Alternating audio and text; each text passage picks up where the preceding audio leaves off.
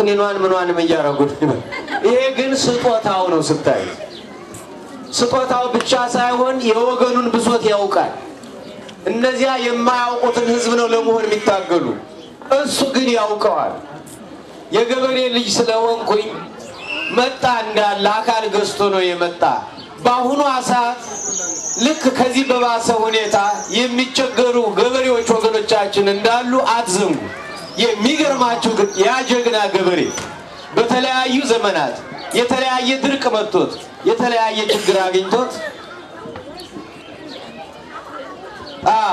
እና ያ ሆኖ ግን ደግሞ ከሚያገኛት አስከራሱ ቤት ይልቅ ቤተክርስቲያንን እያስቀደመ የሚገርማችሁ ያ ገበሬ ነው እኛን ያስተማረን ይሁሉ ጳጳስ ሲንጋጋ መታዩት 4 ኪሎ ይሁሉ መሪጌታ ይሁሉ ካህን በተለይ በቤተክርስቲያኗ ሞያ የተማሩ ካህናት የሚማሩት ገበሬ በሚሰጣቸው ምግብ ነው የሚገርማችሁ ገበሬው በጎጃም በጎንደር በሰሜን ሸዋ በአማራው በመጠኑ በወሎ በክርስቲያኑ ክፍል በትግሬ በጣም የሚገርማችሁ እኔ ባደኩበት አካባቢ ለማኝና ተማሪ የተለያዩ ናቸው ገበሬው አንቺ አትሰሚም እንዴ ለማኝ ቆሞልሻል ይላል ተማሪ ካልሆነ የራበው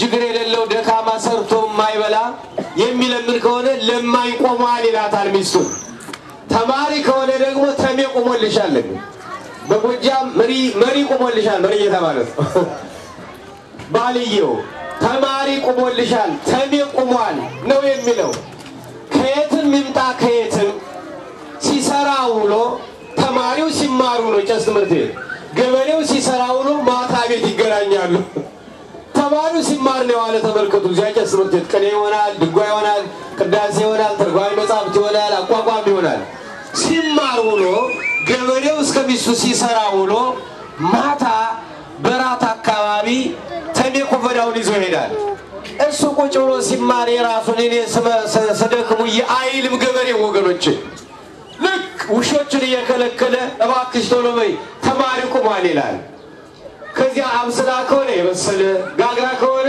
የጋገረችን እንጀራ ያለዚያ ደግሞ ቢያንስ የተቆላ ከሌለ ያልተቆላ ጥሬ ሰጣ ነው የምትሰጥ እና የሁሉ መሪጌታ የሁሉ ካህን በመቶች የሚቆጠር ይሄ አይነት ገበሬ ወገቡን ታጥቆ ያስተማረው በሌላ አነጋገራው በሰለጠነው ዘመን ስኮላርሺፕ ማለት ነው ስኮላርሺፕ ማለት ነው እነዚህም ካላቸው ነው ቸክ የሚሰጡ እንደዚያም ያላቸው ነው የሰጡ የሌላቸው እንደነዚህ ቢከብሩ ኖሮ ቸክ ይሰጡ ነበር ገበሬዎቹ ያ ጀግና ገበሬ ተበልከቱ በ2000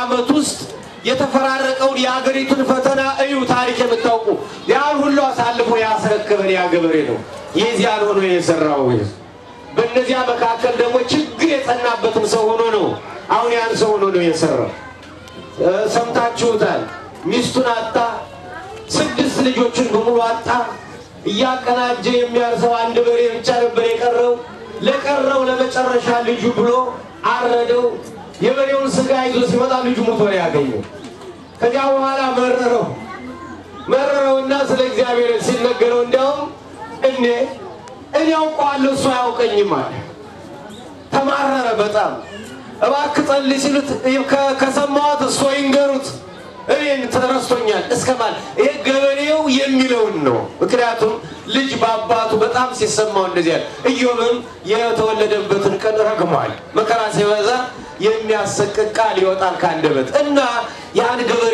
ያ ገበሬ እንደዚያ ሆኖ ነው ያቆየን ያችን ቤተክርስቲያን እኛ እንዴት አድርገን ልጆቻችን ሆነው ምን አተን ነው እኛ ምን አተን ነው የእግዚአብሔር ቤት እስካሁን ድረስ በዚህ ጓዳ ደና መድረክ አተን ድምጽ ባጓያ እንኳን አንተን ይሄኔ መሰለ የአሜሪካ ሆሊውድ ቢያገኘው ይሄን እርግጠኛ ነኝ ይሄን ሰውዬ ደግሞ ይልቅ ደግሞ ያ ሲሄድ ወይ በላሽብናል ሲከብር ቢሊየነር ሲሆኑ ይበላሻሉ በመናምን እንዳለ ይቆይልን ወንድሜነታችን ይሻላል እንጂ ቢያገኙት አይቁት እንደዚህ አይነቱ ስለዚህ ለማንኛውም አሁን እንደገባኝ ከሆነ ያ ገበሬ ያን ሁሉ መከራ ተቋቁሞ ከካህን አባቱ ጋር ተገናኝቶ ከፈተናው በኋላ ፈተናውን የሚያስረሳ ሌላ ደስታ እንዳለ ተረድቶ ተመስገን እያለ የሄደው ቤተክርስቲያኗ ስለኖረች ነው።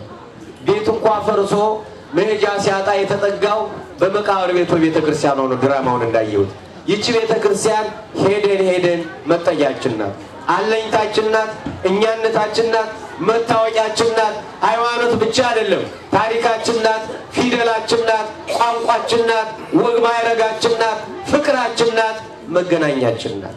በሌላ በኩል ሐኪም ቤታችን ናት፣ ቴራፒ ናት። ከሁለቱም ለመናገር ከሆነ ሻወር ናት። ጅምነም የምትሉት እዚህ ሀገር እንደዚህ አንበሉት እንደምንም በሉት ብቻ የጉዳጉዳችን ማራገፊያ የአይምሮ ረፍት እግዚአብሔር የሰጠን ሊትል ኢትዮጵያ ትንሿ ኢትዮጵያ አገራችን ናት። ስለዚህ እኔ እንደሚመስለኝ አንድ ዓላማ አለው ተስፋ ይሄን ያዘጋጀበት እሱ ራሱ ቢገልጠው ጥሩ ነው። እባክህ እኔነት እስቲ ይው ቅድም ለዚያ ሆነ አሁን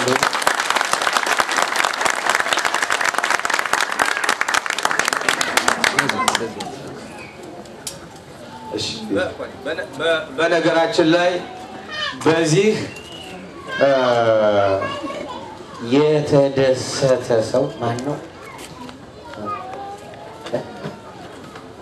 አቶ እሸቱ ሙሉጌታ ነው።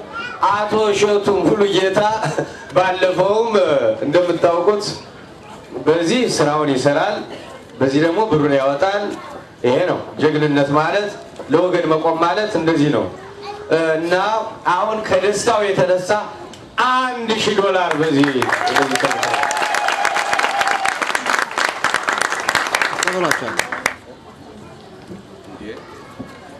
ገና እሱ ሳይናገር አዎ ለመድኃኔዓለም ቃል የገባሁትን ነው አምጥቻለሁ ነው የሚሉት።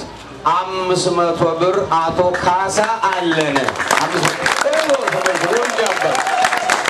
አሁን እኮ ከኢትዮጵያ ቅርብ ጊዜ ነው $500 ይዘውት መጡ። ከዚህ ተገኘ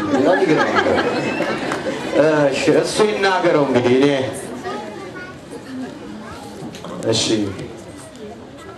እግዚአብሔር ለዚህ ክብር ስላበቃኝ አመሰግናለሁ። እዚህ አባቶች የቆሙበት ቦታ ላይ ቆሜ ይሄን ንግግር ሳደርግ የእግዚአብሔር ስራ ነው እና አጭር ነው የምናገረው ነገር። ሁሉም ነገር የሚሆነው በእግዚአብሔር ፍቃድ ነው። በእግዚአብሔር ፍቃድ ውጭ ምንም የሚሆን ነገር የለም። የሰው ጀግና የሰው ትልቅ የሚባል የለም። የጊዜ ትልቅ ጊዜ ነው ትልቅ ትንሽ የሚያደርገው። ያ ደግሞ እግዚአብሔር የጻፈልን ዕጣ ፈንታችን ነው። ምንም ነገር ማድረግ አይቻልም። እና ይሄን ነገር ላደርግ ያነሳሳኝ ባለፈው የመድኃኔዓለም ዕለት እዚህ የመጣው ጊዜ ሁሉም ሰው ያለውን ይሰጣል። በአሁን ሰዓት ያለኝን ለመስጠት አቅም የለኝም። እጅ ያጥቀዋል። ያለኝ እግዚአብሔር የሰጠኝ እውቀቴ ነው። ዛሬ በሰው ፊት ትንሽ ነኝ፣ በእግዚአብሔር ፊት ትልቅ ነኝ። መቼም በእግዚአብሔር ትልቅ እምነት አለኝ። ስለዚህ ምንድነው ማድረግ ያለብኝ?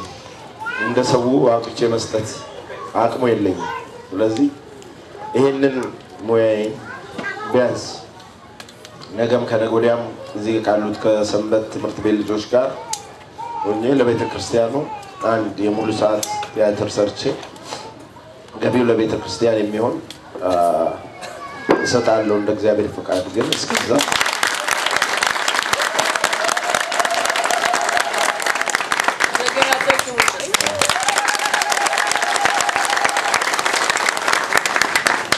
ይሄን ለማድረግና ይሄን ቃል ለመግባት ነው። አሁን ቅድም እንዳሉት የግድ ያ ገበሬ ቤተክርስቲያን ስላለ ነው። በጉብዝናው ሰዓት ጭቃ ረግጦ እንጨት ሰብሮ ቤተክርስቲያኑ ስለሰራ ነው። ሁሉም ነገር ካበቃ ቤተሰቡ ካጣ በኋላ መሮጦ ሄደው ቤተክርስቲያን ነው። ዛሬ ይሄንን ቀደምት ሰዎች መጥተው ይሄን ቦታ ስለሰሩ ስለያዙ እኛ ደግሞ እዚህ መተን ልናለቅስ ልንሰበሰብ እግዚአብሔርን ልንለምን ይሄን ቦታ አግኝተናል። ነገ ለሚመጡትና ለወለድናቸው ልጆች ስንል ደግሞ ያን ትልቁን ለመስራት የመጨረሻው ሐሳቡ ያ ነው የራሳችን ነገር ይኑረን ከዛ በተረፈ ሁላችንም ልጆች ወልደናል ሁሉም ሰው ቤተሰብ መስርቷል ና እግዚአብሔር አምላክ ደም እንደተነገረው በድራማው ላይ አባቴ አባቴ እናቴ እናቴ ማለት እንጂ ልጄ ልጄ የሚል ሐዘን ይጎዳልና በተለይ በሰው ሀገር ሲኮን የሐዘን መጨረሻ እንዲ ደግሞ የተበታተንን አንድ የምንሆንበት የምንሰበሰብበት እግዚአብሔር አምላክ ያርግልን ሐሳቤ ና ያው ትልቁ ነገር ትልቁን ድራማ ሰርቼ እስከማበረክት ድረስ እዚህ አይነት ሐሳብ ስላለ እኔም ይሄ ነው ገንዘቤ ሌላ አቅም የለኝም ለማለት ነው